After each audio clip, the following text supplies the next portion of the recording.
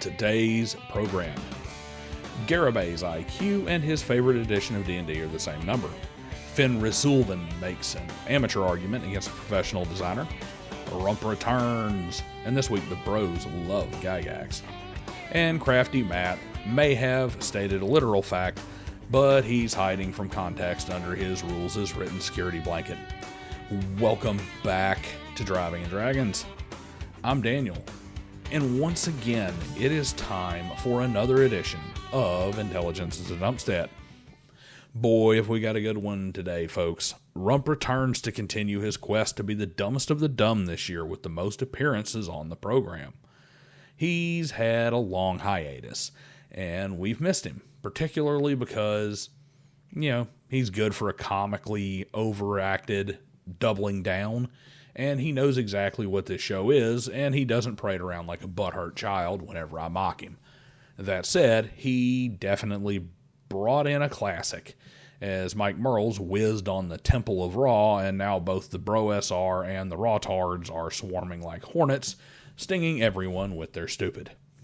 So, like, share, subscribe, super chat, super thanks, join the Patreon, join the members programs, leave a comment, send postcards, take out a billboard, whatever else you think will help get YouTube to pay for us to build a car. And let's get on with the show. We open things up with a guy who has been on a tear on X of late. One J. Scott Garibay. That's right. It's your pal with the HD nasal cam showing off just how empty his head is in 4K resolution as he circles the Wendy's parking lot waiting on his next DoorDash order. You see, Garibay has this slavish religious devotion to 5e Dungeons & Dragons, and right now he's having a crisis of faith, as his belief that WotC is all-knowing and can do no wrong is unfortunately in direct conflict with his belief that 5e is perfection and that the move to a new edition is tantamount to blasphemy.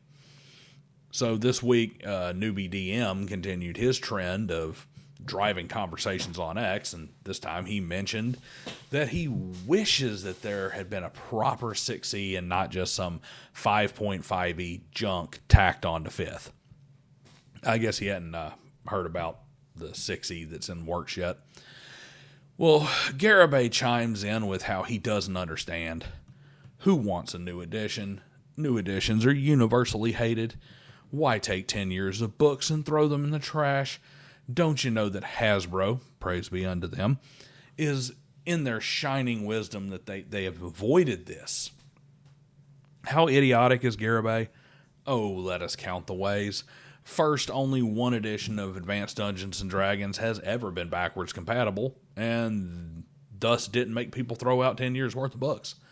And that was second edition, backwards compatible with first, made by TSR, not Wizards. Every WotC, and thus every Hasbro edition, has been a standalone game that shares very little beyond the D20 with previous iterations. While we're at it, let's do some grade school counting lessons here for old Scott.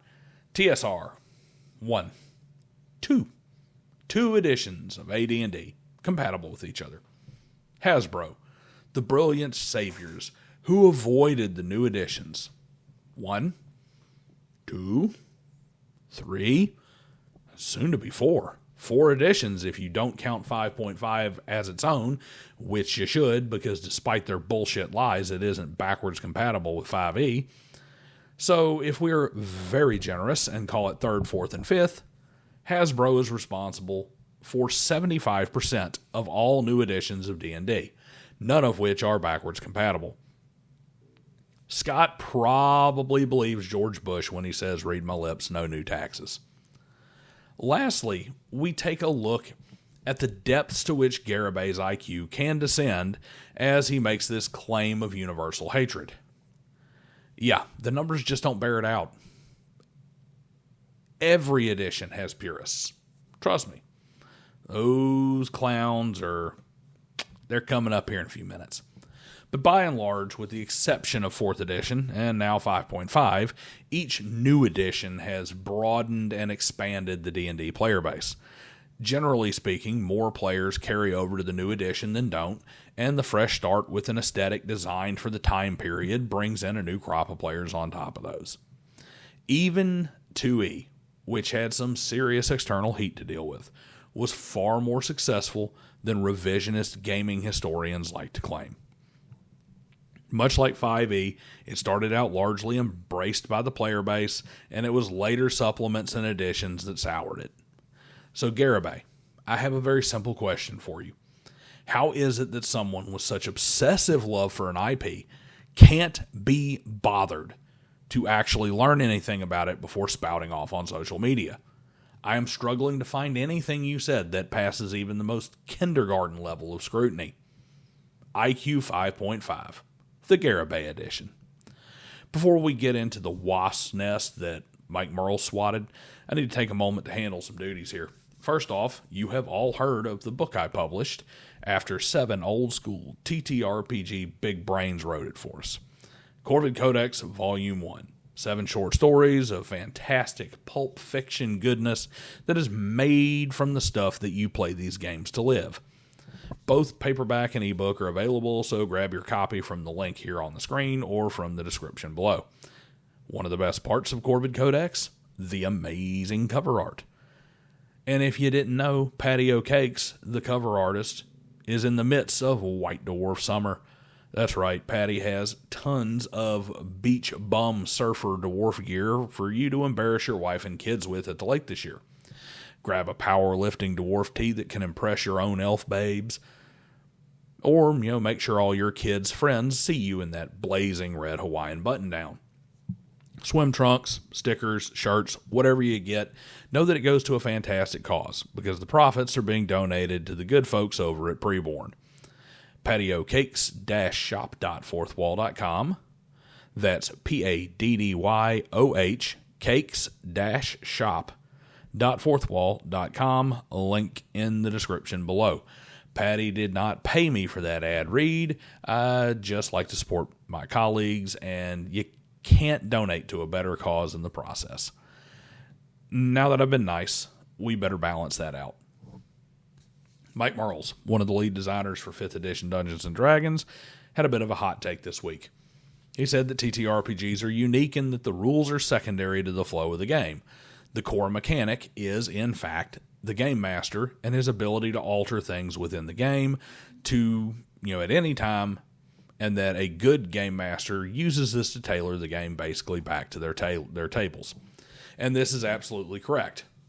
And I'm sorry to inform the next 3 people on this list. If he were still around, I guarantee you that Gary Gygax would co-sign Mike's statement. Well, for Fenrisulven, nuance and context are secondary to the core mechanics of strawman and absolutism. This clown pops in to insert his foot directly into his mouth by rebutting Mike directly with, "No, amateur DMs do this. It only works until the players realize the meta revolves around dramatic effect.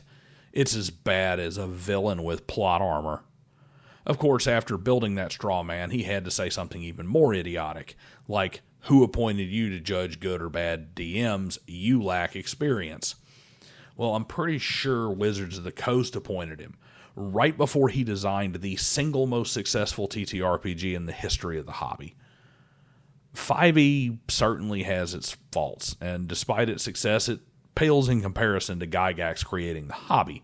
But to spout off about Mike Merle's lacking experience and not being in a position to judge who plays the game he designed well is just moronic.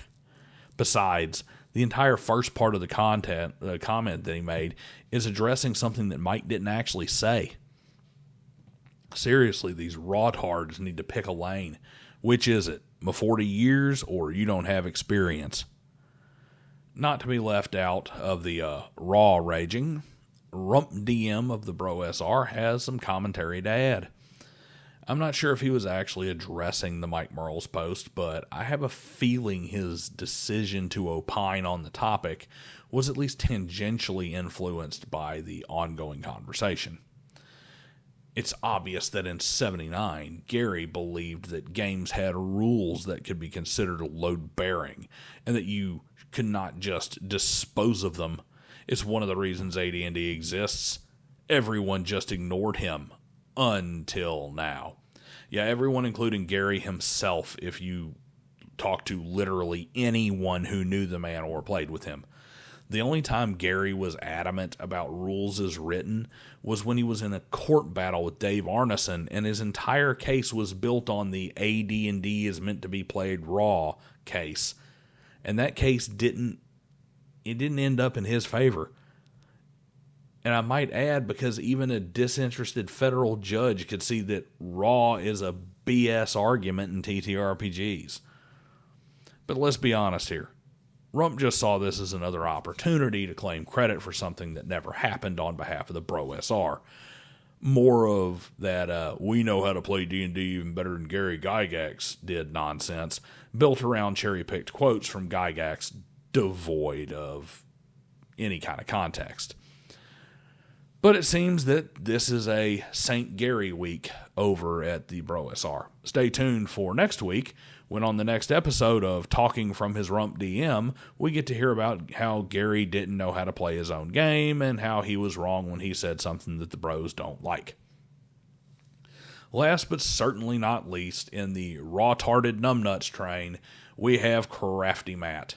That's right, boot-licking acolyte of the moving goalpost and the autistic literalism, master of missing the point to win the example.